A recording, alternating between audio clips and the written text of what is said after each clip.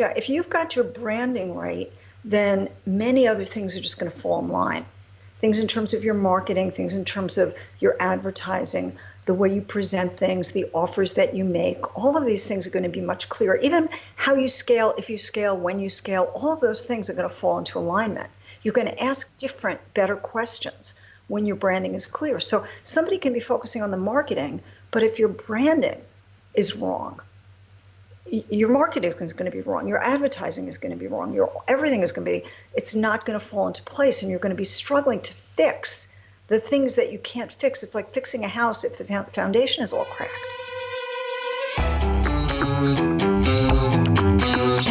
Do you want to earn more? Work less and enjoy what you do each day? It's no secret, it can be done. This podcast with Dr. T will not only educate and inspire you, it will also teach you how to do more and be more with the time you already have. It will be like a shot of adrenaline straight into the heart of your business.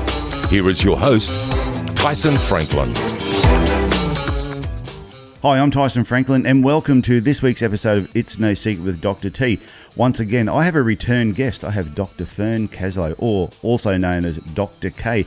Now, Dr. K was on episode 38, which wasn't that long ago, and it was called High Performers Live in the No Doubt Zone. So if you haven't heard that, go back and check it out. And Dr. Fern is a psychotherapist, speaker, author, and a branding consultant. And today we're going to be touching on a few areas, but one of them is going to be about mistakes in branding. So I'm really looking forward to this. So Dr. K, how are you doing today?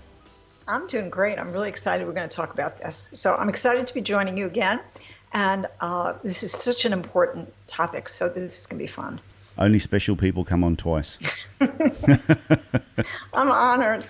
Thank you. So, and the good part is, it's when we spoke last time about high performers living in the no doubt zone, that was a really, really popular episode with a lot of people that I knew personally actually sent me messages afterwards and went, wow, that Dr. Fern is really switched on. And they found that being a really, really intelligent episode. I'm not sure if that meant that some of my other episodes weren't intelligent, but that one sort of really stood out. So I'm looking forward to talking about different areas of branding with you, because you are a bit of an expert in that area. Okay, now we've raised a high bar, so now we have to have an intelligent conversation that we get a lot of comments about, right? We've got to go for a record height. Okay, and actually we'll talk about a little bit later on my branding in terms of Dr. K. Yeah. And how that fits into a lot of things that we're going to talk about today. So this is really an important topic, very misunderstood. It is getting better. When I started teaching branding quite some time ago, people used to have a perception of branding in the most simplistic way. They would talk about branding as being logos and taglines and colors in really the most simple form. And I can't say that there aren't people that do that, but things have really moved on. People are getting more savvy. So they're starting to understand that branding is a lot more than that. Branding is about a brand promise. It's about your niche, your market, your positioning. But what people don't get is that it's also about so much more. And your branding will make or break your business. Often it's attributed to something else when a business doesn't really succeed or succeed to the level that somebody wants it to, the potential for it. They'll look at all kinds of things. And one of the things that's kind of sad is that branding has become such a hot button word that sometimes people don't take it as seriously as it should be taken. It's like, the branding thing again. So you're saying, and like, yet, if a business is failing, sometimes they're looking at all the wrong area. They're looking at all the areas of their business except the branding area, which is so important to the success of the business. Yeah, if you've got your branding right, then many other things are just going to fall in line. Things in terms of your marketing, things in terms of your advertising, the way you present things, the offers that you make, all of these things are going to be much clearer. Even how you scale, if you scale, when you scale, all of those things are going to fall into alignment. Yeah. You're going to ask different, better questions when your branding is clear. So somebody can be focusing on the marketing, but if your branding is wrong, your marketing is going to be wrong, your advertising is going to be wrong, everything is going to be, it's not going to fall into place, and you're going to be struggling to fix the things that you can't fix. It's like fixing a house if the foundation is all cracked. That makes perfect sense. You can't do it. Yeah, because I have seen businesses where their message is saying one thing, but their brand is saying something else, and there's like a conflict. And it's like the two are fighting each other. And as a consumer on the outside looking in, I'm confused with what is it you actually stand for? I can't figure it out. Exactly. And that's what happens, and it really hurts the business. And if you don't brand yourself consciously and correctly, your brand will get determined by two things. It will get determined by what you're unconsciously communicating. Yeah. Okay. And how other people, which is generally your customers and your competition, will interpret it, and often they manipulate it. So if you don't take conscious control of your brand, you're really open for being manipulated. And if that doesn't send a chill down your spine, it should. It does, actually. So you're saying, so if you don't control your brand, other people are going to control your brand for you. You bet. You bet. And it's not generally to our liking. Generally, the only exception to that, and there might be a couple others, but the exception to that is if you're aligned with your brand, but you're not conscious of understanding branding and you're doing a really good job, your customers may get your brand in the best sense of the word, but your competitors can still use your lack of conscious branding against you and manipulate it. If you're not aligned with your brand, like what you were just talking about, that fight between the two, if you're not aligned, then you're kind of sunk right there in the water. And it's interesting because people make fun of this whole branding thing. And again, when something becomes a buzzword, that happens. But I was thinking about an example this morning. For example, location in real estate. That doesn't become overplayed. Nobody ever says, oh, that's played out. Location isn't important. Location in real estate is key. Well, branding is to business what location is to real estate. Oh, that's hot. That is a hot tip right there. We could end this conversation right now and walk away, and I reckon anyone that just listened to it up to this point I've never looked at your brand as being as important as location is to property. That is awesome. I'd actually say it's probably more important because if your branding is really cool, we all know that there are neighborhoods that have started out not so great and then have changed, right? As the certain people moved in and it became kind of the hot neighborhood. Yeah. But branding, if your branding is not hot, if your branding isn't aligned, if your branding isn't strong and clear and backed by consistency and authenticity and commitment, it's not going to happen. Okay, you're not going to be that next new neighborhood that is up and coming. Not going to happen.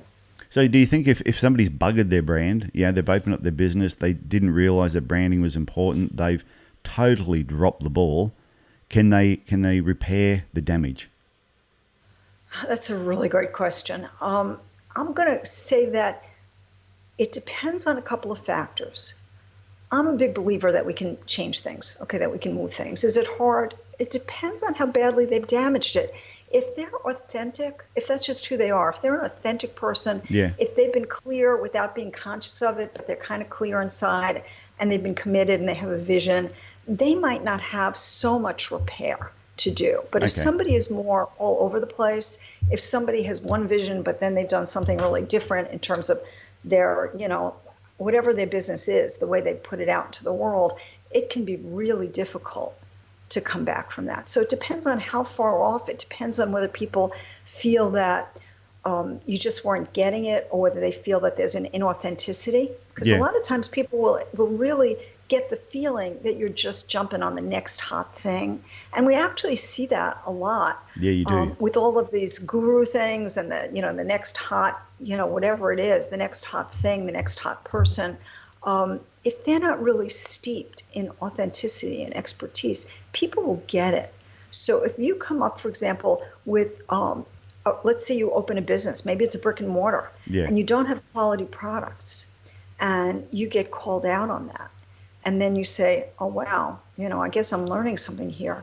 I have to make a difference. Then you're going to have to do some real good homework. Can it be done? Sometimes you can take the worst thing and turn it to a positive. Yeah. So if you really own it, you might be able to make it great. On the other hand, if somebody thinks that you're just making that shift in an opportunistic way, it's going to be much harder, if not impossible. So it's also about perception too. So if you're being perceived to, you're only making that shift for your benefit, and people think that you're actually not really standing behind that brand, then that can actually be a negative to your business. You bet. I mean, to me, one of the reasons that I love branding, people often say, why is a clinical psychotherapist teaching branding? And of course it makes sense because I've also been a business consultant and mentor for 30 plus years. But one of the reasons that branding in particular is an area that I teach and I talk about and I'm so excited about is because branding is about connection, it's about relationship, it's about communication. That's really at the core of what branding is. So we have all of these other things. So for example, a powerful brand defines who you are, what your expertise is. It amplifies your business identity. It locks into your niche, your market, what they need. And if you're really good, it makes you the go-to person in what they want. Okay, you become that. It really becomes a powerful connection. But it all at that core has to do with communication, connection, relationship. And that is really at the core of it. And that's why it's so exciting to me. And that's why you've got so much power to make it right or make it wrong. If you're not aligned, if you're not personally authentic, we have a personal brand, we have a business brand, we have all, there's an intersection, because sometimes people will say, well, what if I work for somebody else and they have a brand? Yeah. Well, there's a lot of ways that it goes on, but it's interesting. Before, thinking about our call today, I was thinking about the colleges. I have a daughter that's starting college in the fall, and as we looked at applications and different things, one of the things that was clear was that the colleges were actually looking at the brand of the students.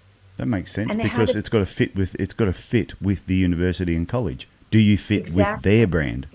Exactly. And when you do your application, you have to be aware of that. And they're pretty good at smelling when you are or you're not. Yeah. But it was interesting to think about that, because people also think this whole idea of personal branding is kind of like fake, or it's just like a trend.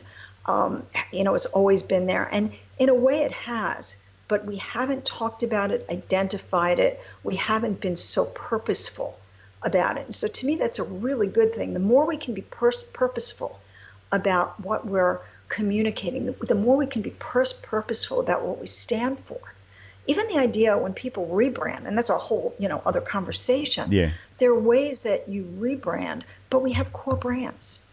And if you don't maintain a core brand, that gets, that there's sticky wickets there. Yeah, well, I don't think you can rebrand something that's not real. So, give you what's going through in my head as you're talking about this. So like when you think of brands that really stand out, Apple is one of those ones that really stands out. I reckon they have a great message, simple logo, they're friendly. You know that it's a premium product with everything that they actually put out. Now, if all of a sudden they decide to rebrand and someone said, oh, they're thinking of doing discount computers, that would just totally go against anything I've ever thought of Apple. But I've seen other businesses that are called discount such and such. Now, if all of a sudden they try to rebrand and say, we're now a premium product, you'd be going, yeah, but for the last 20 years, you've been discount ABC store. So, I think rebranding, you've got to have a basis. You've got to have a stable base to be able to rebrand something. See, that's really key. You can rebrand, but you can't rebrand the core values. Yeah. So, for example, if I look at my work, I've done work in a lot of different arenas because I've been in integrative health as well as integrative business for a long time. Whatever arena I work in, there's always this core that has to do with shattering limitations, going beyond what people think is possible, embracing difference, being bold. There are certain things that have been there. Bucking the system and doing, really going for something that's authentic.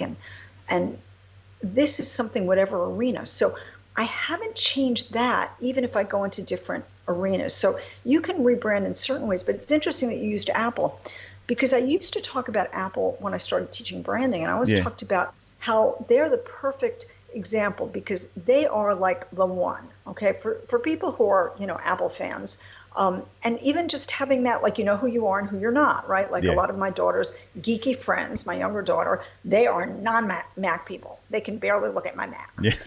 It's just like, no. But for me, I used to say when I started that they did such a good job of branding that if I said I needed a computer and somebody brought me a PC, I would thank them and give it away.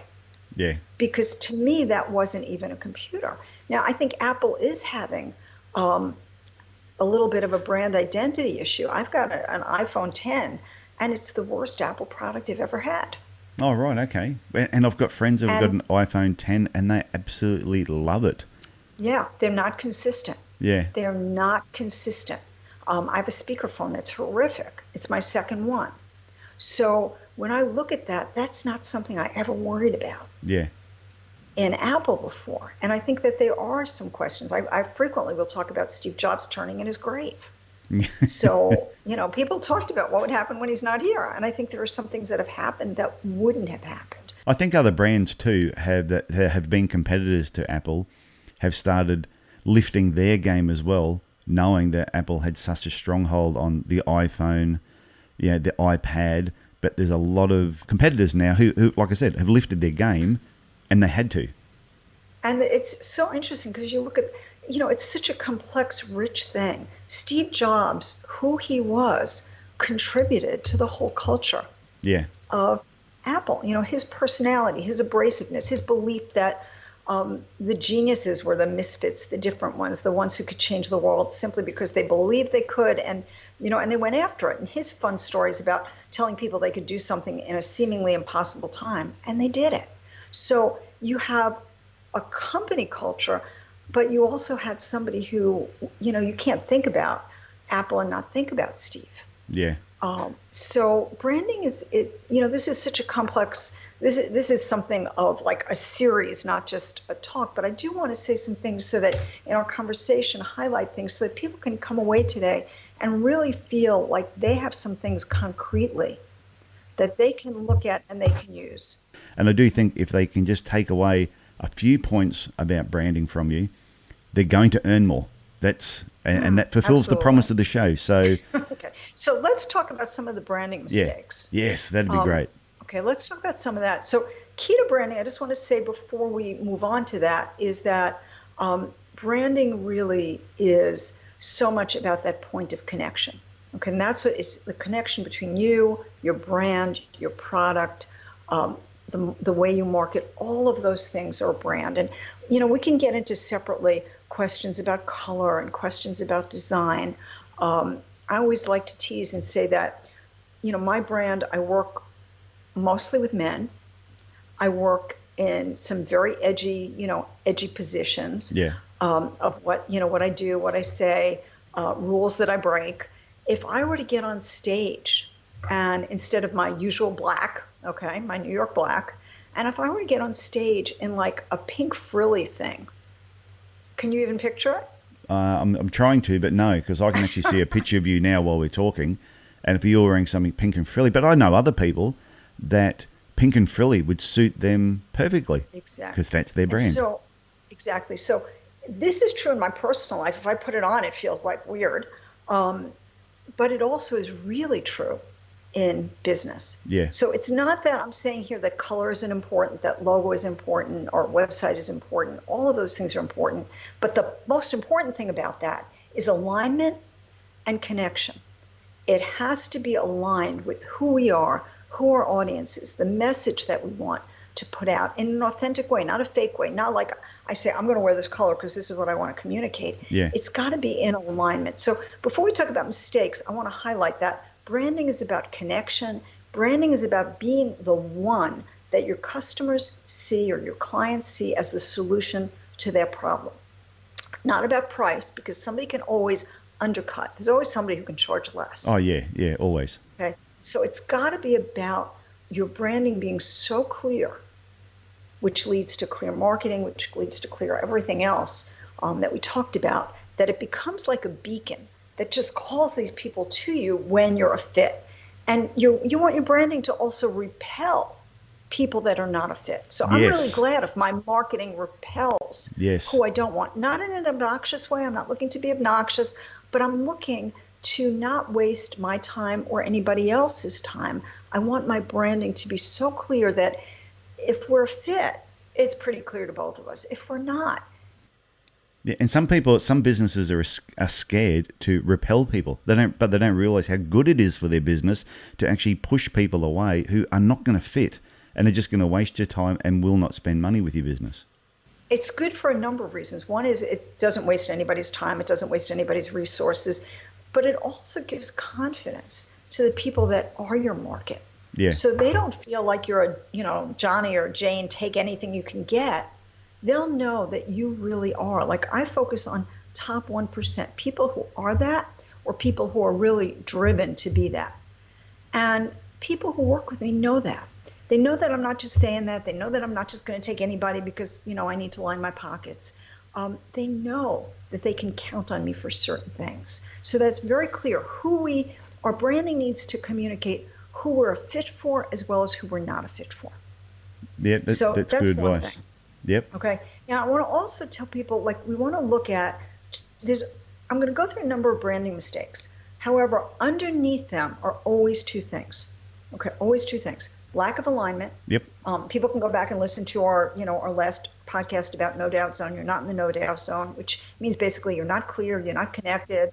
So if you're not in that no doubt zone, you don't have the clarity, you don't have the connection, you don't have the commitment, the consistency, you don't have those things. So those are going to affect your branding, okay? That alignment. So one is about that personal piece. And it's not just personal, it's also the culture of your company. Okay, so it's a no doubt zone person like you personally, but it's also creating a no doubt zone culture in your company of clarity, consistency, connection, commitment. Then the other thing is lack of knowledge. Now, in a lot of cases, lack of knowledge is because we're not aligned, so we don't know we need to get it. But sometimes it really purely is somebody is new and they just don't know. Yeah. So I want to say that the things I'm going to list as some of these mistakes always stem from lack of alignment, lack of being in the no doubt zone, or it can be both, lack of knowledge. So one of the big ones we talked about when we said if you don't brand yourself, somebody else is going to. Okay. Yeah. But I'm going to say it in a way that I think speaks to the personal part as well. And that is, if you let others define you, it's not just letting others brand you, it's letting them define you, it's letting them upset you. I mean, I always think if somebody doesn't like something about me, I want to hear, because there could be something that I need to really learn, something that I'm not aware of. So I listen. If it's not trolling, I mean, it's trolling, I don't want to waste my time. But if somebody really gives me some feedback, I take it in. But I don't want to let that down me, shut me down, keep me from, if I had like probably even a penny for all the times that people told me I couldn't do what I said I was going to do, that would be pretty amazing. If it was $1, that'd be even better. But even at a penny, I'd have it would be many jars. So don't let others define who you are, what you can do, what your mission is. Don't let them define your possibility. Okay, so do you feel that happens with some people? They will ask other people, what do you think my brand is? And people tell them, and then they fall into that mold instead of thinking, no, that's not what I'm after. I want to be something else. Okay, you just brought up something awesome. So there's a difference. I think it's really good to survey people. Like, I want to know what people think about me, because that's really important in terms of knowing how I'm communicating my brand. Sometimes I get an awareness of something that I really didn't have front and center. So I think asking the question, evaluating what people say, but the other side, we let people define us, constrict us, constrain us, let us know what's possible. We kind of pull back. So to ask the question for feedback about our communication, for the possibility of seeing something that we might not be seeing, that might be very powerful that we do. Sometimes we're not aware of our deepest power. That is great. Yeah. What I'm concerned about as the error is when that goes to a point where somebody says, you're really good at this, not this, but in your heart, you're really committed to something else, and you let them stop you. Okay. You let them. That's what you don't want to do. You don't want to be defined by somebody else. You can get feedback. You don't want to be constrained, constricted, or limited. Okay, you do not. There's so many reasons that people see things or say things from their perception. And so this is key in terms of clients, colleagues, competition, your family. Okay, your family is huge. Our family has their own idea about what they want for us and how they've seen us. And we always have grown. And often there's a conflict. So number one branding mistake is letting others define you, either because you have asked for it or because you've abdicated. Often it's simply just, we create that void. You know how they say if you create a void, it's going to be filled. So if you create a void, then friends, family, clients, colleagues, competition, they're going to all jump in. And think about it. If somebody is clear and powerful and takes control of their brand versus a brand that is kind of wishy-washy, doesn't make clear what they stand for, their clear values, it's always about, it's that interesting, remember, branding is about connection. So it's that intersection between you, it's your business, and your market. So if you're not hitting that connection right, so it's about that connection. So it starts with you, but it's about them. It's interesting what you said about when you're getting feedback from other people, that sometimes you've got to be careful of the feedback you're getting because they may be passing on their fears onto you. Mm-hmm. Yeah, you ask them, should I do this? And they go, oh, no, you shouldn't. You shouldn't make that change because of this, this, and this. And what they're really saying is what they wouldn't do. It's not about you. Exactly. It's about them. And sometimes we take that advice on board and we go, you know what? That was really actually bad advice. Or it's bad advice for us. Yeah. So good advice for them, bad advice for us. Good advice for them, or maybe not even for them, right? It might be they're speaking for their limitation or their fear, or they don't want you to go beyond them, or they're scared for you. They don't want you to get hurt. There's so many factors. So it's always look at it. Be careful who you're asking. Okay, be discerning about who you're asking. It's like people go to people that are not successful and ask them about success. Yeah. You know, you could scratch your head about it, or there are really some good reasons why people do that. But, you know, people so often go to people who are not successful. And then they're asking them about, how do I make 7 figures from somebody who's struggling to pay their bills? It's really funny because, like, I just recently interviewed Glenn Richards, who's one of the guys on the Australian Shark Tank. And I've known him now for about 2 years. And, you know, I've got his phone number on my mobile. If I really had a really deep question about success, he would probably be one of the first people I would pick up the phone and ring, because I'm thinking someone who's worth $200 million will probably give me good advice. And I think I'll probably put you number 2 on the list now of people I know that I could probably just contact quickly and ask a question, and I know I'm going to get good advice. But there's other people in my life who I'm friends with, but they haven't been successful in anything. They're nice people.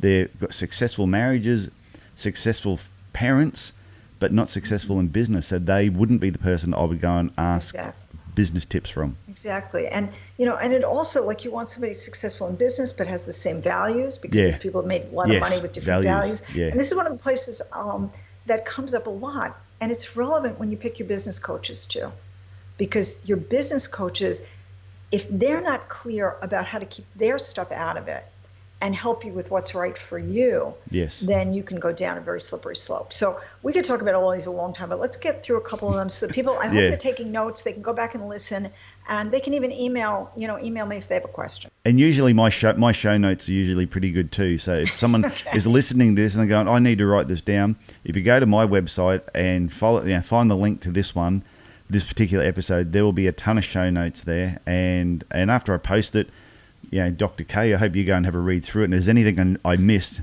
let me know so I can sort of touch up on it. Awesome. Okay. So let's go to some of these others, okay? Yes. So number 2 is not backing up your branding. Branding is a promise. Yes. It's a promise of what your client or your customer is going to get.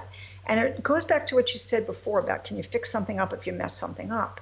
If you break the promise, you break the trust. Remember, connection, communication, relationship. So if you break that trust, it's hard to get that back, especially if it's broken in a way that has to do with personal alignment issues, lack of clarity about what you could deliver, what you wanted to deliver, or even if there's a personal issue where you're sabotaging your growth.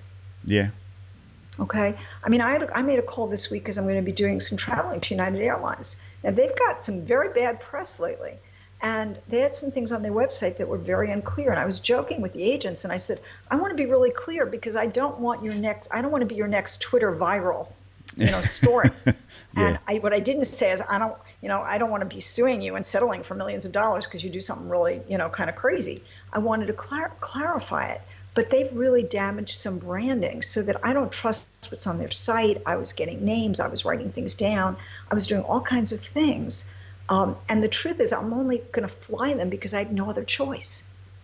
Okay, Yeah. they were really not up on my first choices. So breaking a promise, and this comes up all the time, and we've all have stories. I had an incident where my car got stuck years ago, and I was about 5 years ago, and I was stuck on the road for 5 hours. See, think about this, 5 years ago, but it still stands out to me as the fact that I was let down by my company. And it's a very, I bought this car for reliability, safety, reliability is really important. Yeah. The only reason that I didn't leave them is because my dealership stepped up. They apologized in a really big way. And I had a lot of years with them where they had really delivered on their brand promise. So when this happened, I had some forgiveness. So that's another thing. If you have a relationship that has built a bank of trust, and then you try and go and make it better because they knew that the company had really screwed up bad. They left me on a cold day with my older daughter had wisdom teeth removed. We were like, she was crying in pain. We're in the car in the cold. Martin Luther King Day in January in New York, freezing. For 5 hours, our car is stuck in the middle of the road. So they really did not deliver. So the brand let you down, but the dealership stepped up. The dealer didn't. Mm-hmm. Yeah, okay. And so because they had made enough deposits over the years in their bank of trust that I stayed and bought another car from them. But if they had let me down at that point too, I would have been history.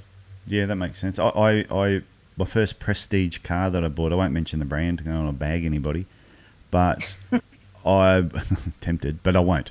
I was so let down by the brand, and then I was let down even worse by the dealership, that I would never, under any circumstances, ever go back to that particular brand. I ended up switching to another brand, Lexus, which I will mention, and from the first day of walking into the dealership to buying the car, for the whole time I've owned it, if I was going to buy another car tomorrow, I would buy another Lexus. They stood behind the brand, the dealership, it was just everything about it. And what was good is my brother had bought a Lexus beforehand and told me, once you buy a Lexus, you'll never go back. And then I'd heard another speaker up on stage once, and he was talking about Lexus and the promise that they keep and what the brand stands for. And this is prior to me buying one.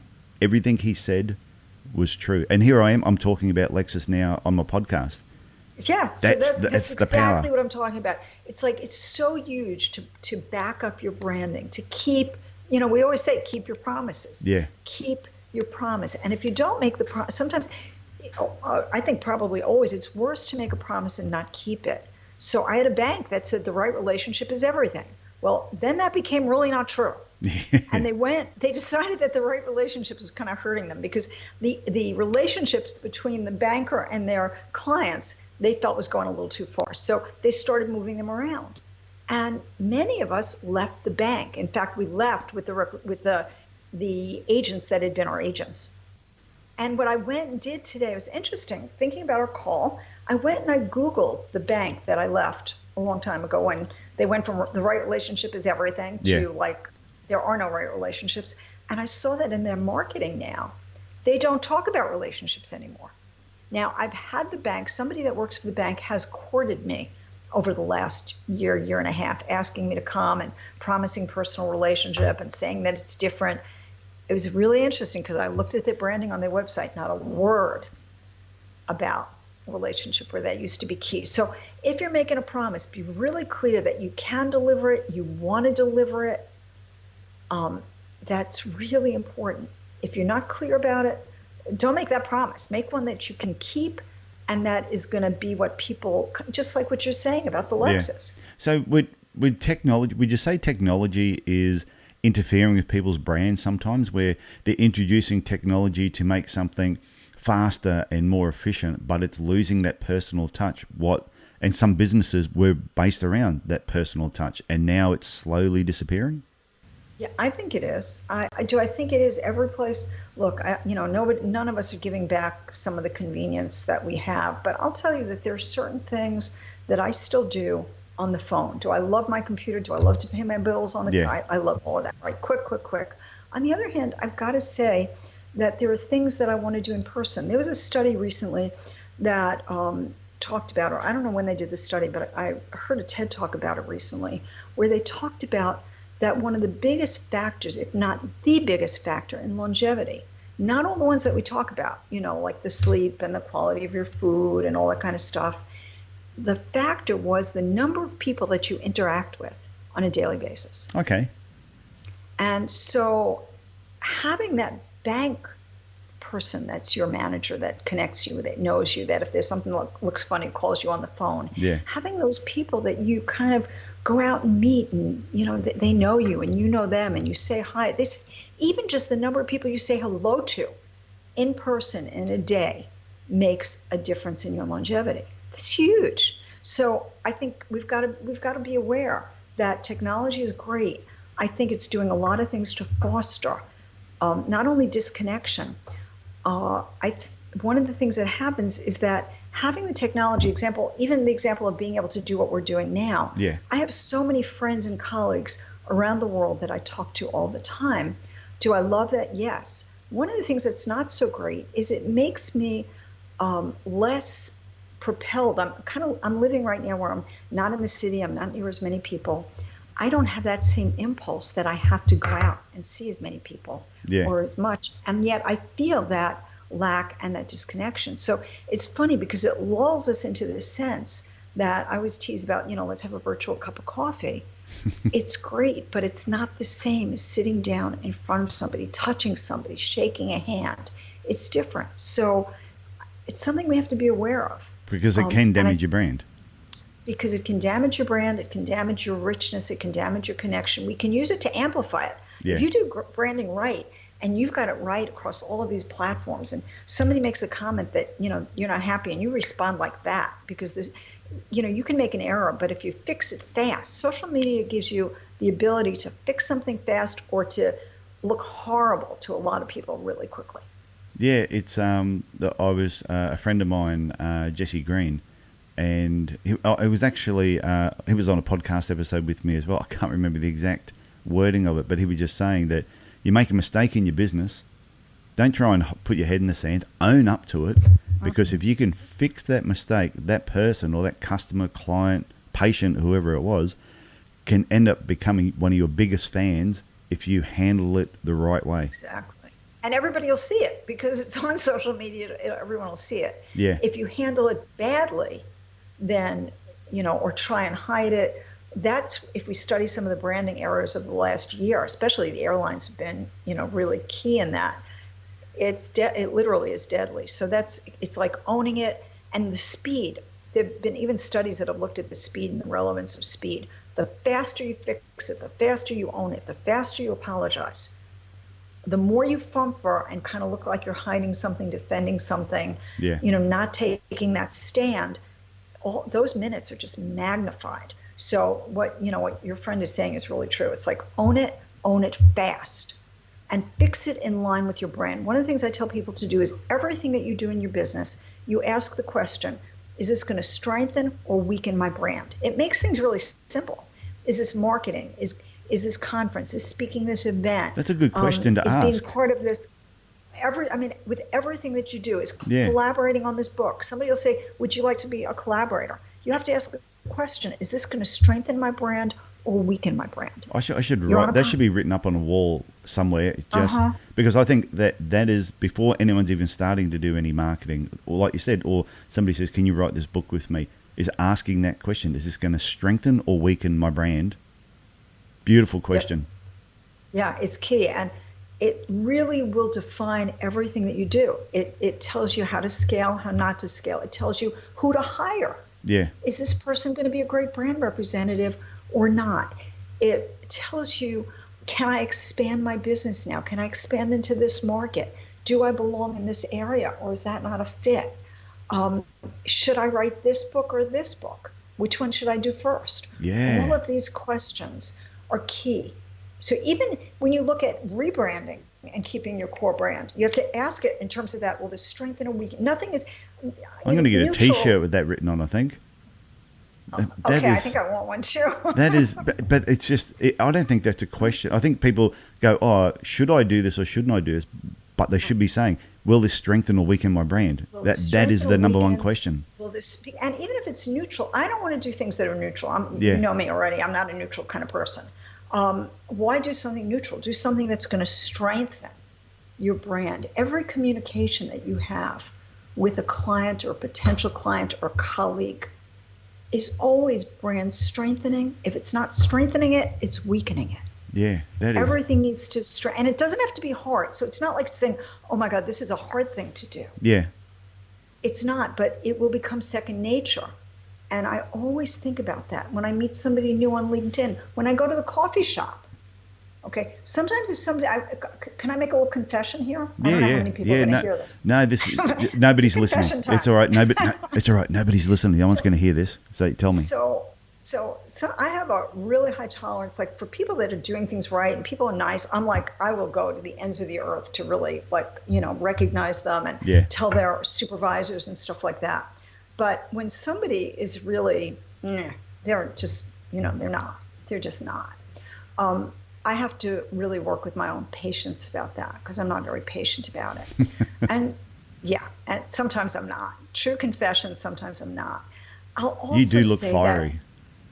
You do look really fiery. People that can't see you, Fern looks really, really fiery. And I think if definitely. I crossed you, As I say, if somebody crosses me by accident, I'm like, but if somebody is just, some people who just the weaned on vinegar. For their own reasons. Yeah, it's just kind of not my reaction. I've got to work, and I am working on it. I was listening to a wonderful TED Talk the other day, and it was a great reminder about that. Because when we stay in that space of being reactive, we're more trapped. We don't have the same freedom as when we're non-reactive. But I think about that. So I think about that. Yeah. What happened in the coffee shop? So what happened to the coffee shop? Which coffee shop? You were talking about when you were in a coffee shop and you got annoyed. If I'm in a coffee shop or if I'm in a drugstore, CVS is one of my favorites for really like some crazy things that they do. You can hear it in my voice as I start to remember it. So one of the things I say to myself is, one of the things about my brand is about being free, freedom. So being reactive is not that. And sometimes I do kind of like spout off. I got to confess. I try not to do it too often. But, I have to work on it. And I work on it with the awareness of one of my values is freedom. One of my values is to be more generous. Yeah. And so, is this going to strengthen that? And then there are other eyes. Do I want somebody to listen to this and say, she's full of it? I heard her in CVS the other day, this poor guy who just kind of like, whatever. She's not living her brand. You don't know where that comes back, where somebody's heard you, I've met people in airports that have come up to me and said, I know you. I had a friend who was at a lecture that you gave, and they told me about you, and it touched my life in this way. We don't know in this age where things are getting heard or touched. So even when I think about, like for me, when people are not doing their job or not being, like they're not being helpful, and you kind of think it's just kind of, not from a great place, although we don't know, what kind of day they've had, I'll say to myself, is that in alignment with my brand? Is that in alignment with who I want to be? Yeah, that's true. Who I am, who I want to be. Because, I could be fiery, and yet is that in alignment with who I want to be? And I've seen that. I've seen people that I know who they are. I know what their business is. I know what they stand for. I know the reputation that they have. Then I've seen them outside of their business at a restaurant, for example, carrying on like a complete pork chop, being an arsehole basically. And you're sitting there just going, my God, they put this image up that they're all nice, but I can't believe that they're actually carrying on this poorly in a restaurant, treating that person that bad who doesn't really deserve it. And I don't think they realize that who they are outside the business and who they are inside their business is the same thing. It's got to match. So it's really, it's interesting. And it's not like, I want to be clear, true confession also. It's like, this isn't something I do often. Yeah. But it is that, those times that I've had that impulse. And, this is a great topic because I've had some wonderful stories from years ago about times that I did get a little fiery. But I ask that question. Does this bring me closer or further to who I am and who I want to be? Does this bring me closer and further to what I represent?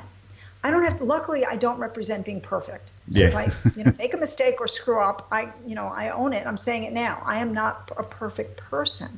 But one of the things that was the most touching to me, I was at a workshop of speakers. It was actually a retreat that we'd been invited by someone whose radio show we'd been on. And we were doing a lot of exercises, and somebody said to me, wow, Dr. K, you really do what you live. Like, they'd say something to me, and I'd say, wow, I have to think about that. Or, I have to really take that in, what you're saying, and really see how that fits with this. And it came up a whole bunch of times, and they kept saying, you really live what you say. You really do what you teach. And that was so touching and important to me. So that's something, that we can get very disconnected and say, we say customer service, are we really giving it? We talk about, Amazon used to have Amazon Prime was 2 days delivery. Now they have a little switch to that. It's 2 days after they ship it that you get it. That's not this, it's a little bit like, excuse me? But most of us are on Amazon. We can't get away with that. And I don't think we should. I think we should be aligned. So it covers the gamut. Promise what you can and want to deliver. Don't promise what you think you should promise. Okay. Promise what you are behind and committed to being able to deliver. Will you always be able to deliver? No, but you'll be able to apologize if it's an honest screw up. So that's another one, is really backing up your branding in your business and in your life, because the two will come together or they won't. And it's going to have an effect. If you're not living your core values and your core brand, you're going to get cracks in the foundation. Okay. So I know that you have, I reckon, so much more to cover in this particular subject. Would that be the truth? Yeah, I'm hazarding a guess that you could probably talk for another hour on this particular subject. It depends on how you define an hour, like an hour a week, a month. But yeah. So can I get you back and we can continue this conversation? Because I think you've got so much more to say, and I reckon anyone that's listened to this so far would be, just getting so much, taking so much away from it. And I don't want to just go, and that's it forever. I would rather get you to come back again. That would be great. I have 10 branding mistakes. We did 2. Okay, so we've done 2. We can, you know what? This will make people come back and listen to the next show and get the next 8. What do you reckon? That would be great. And I want to hear from them. I want them to use them. I want them to look. And I want to say, when you're looking at yourself, part of the brand that I think is important is, don't look at it and say, oh my God, I'm kind of a mess in my branding. One of the things that I want to recommend is that your brand this is a recommendation, is that part of that brand be a place where you're open, you're learning, you're coming from discernment and not judgment. Because I don't know any brand that really, there are brands that are judgmental and that's part of their brand. But for most of us, that isn't a great, it doesn't enhance our brand, and it doesn't enhance our personal, who we are in terms of our alignment with our brand. So when you listen to this, I really want to say, don't listen to it with judgment, listen to it with discernment, see what you can take out of it, see what it triggers, send me questions or notes or things that you'd like us to talk about or like us to answer, but take it in that spirit, which is really important, because for most of us, that spirit is what's going to make our branding soar, whatever the details of our brand are. Well, Dr. K, I think that is a perfect way to end today for part 1. We are definitely going to get you back to do part 2 in the not too distant future. Thank you so much, Dr. T. This has been so fun, and I appreciate getting a chance to do this with you. Well, I think you'd have to agree that Dr. K is very passionate when it comes to branding, and her knowledge is just out of this world. Like she said, we only covered 2 out of 10 points, so I'm really looking forward to getting her back on to cover the next 8 points, which is maybe it might be over 2 more episodes to get it all in. So if you have any questions about this particular podcast, remember, you can always send me an email, tf@tysonfranklin.com, or you can actually go to Dr. Fern Kazlow's website. Just go to Dr. Kazlow, KAZLOW.com.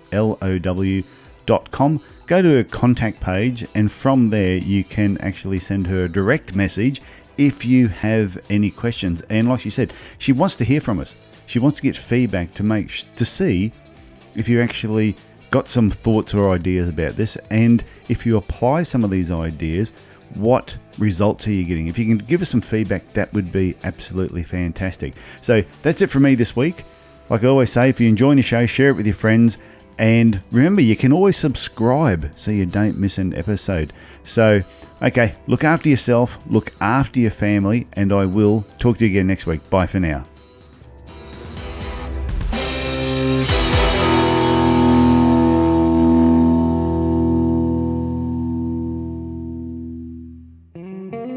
My name is Eric Hunley, and I host Unstructured. On Unstructured, I have intimate conversation with a diverse range of people. I've interviewed a presidential candidate and a felon, not the same person. I've even chatted with a musher. Yep, a sledder behind a pack of dogs. And in these conversations, we learn what drives these folks.